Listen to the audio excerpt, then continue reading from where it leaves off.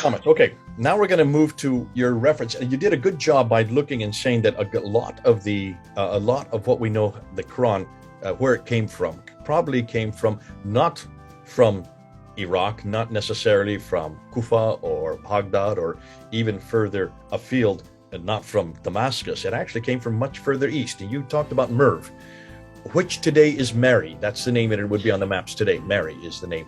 It's in, is it Uzbekistan or Turkmenistan? Turkmenistan. Turkmenistan. It's in Turkmenistan. And this caused, not a lot of people were surprised by this. I think because you're the first to actually introduce this. We've not really come across this word at all. And I loved how you said that Marwan, the whole Marwan family, it means Marwan from Merv. So it stands to reason that Abdul Malik, who is the most important caliph of the Marwan family, coming from Merv, that his influence would have been from Merv.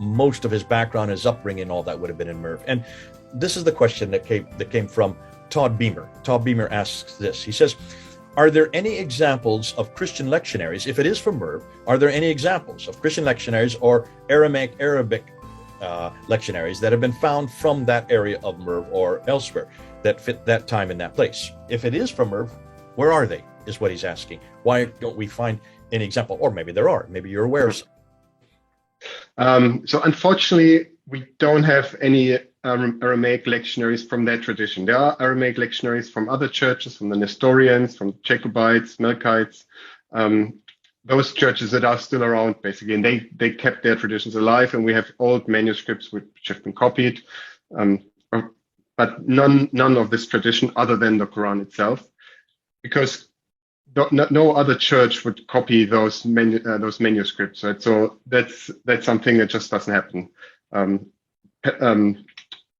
Like the materials are really expensive. It's time consuming. Why would you copy a heretical text? Right? So that's why none of those texts survived. And unfortunately, also Merv was utterly destroyed by the Mongols in the 13th century.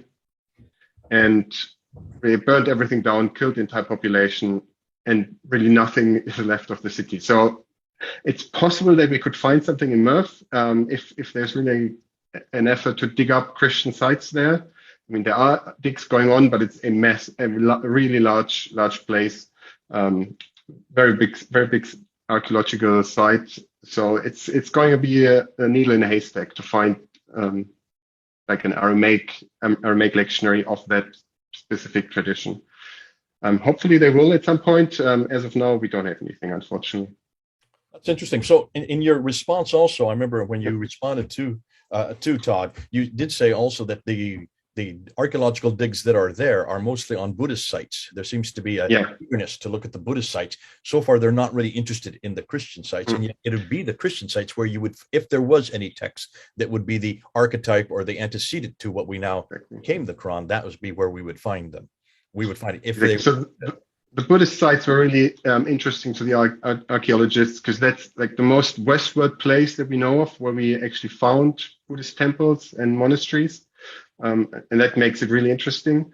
But yeah, the Christian sites would be interesting if you want to find an early manuscript.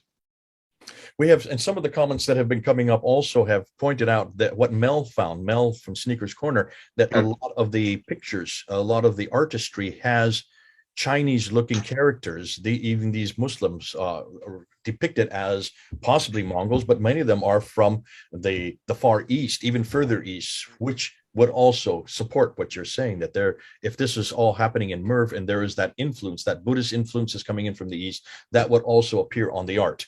The art has been preserved because many of those were kept as pieces of treasure. So those did get preserved, and if the art does support what you're saying, if we can't find yet the manuscripts, because the art would not be heretical, whereas the manuscript would. Exactly. Fascinating. Good stuff.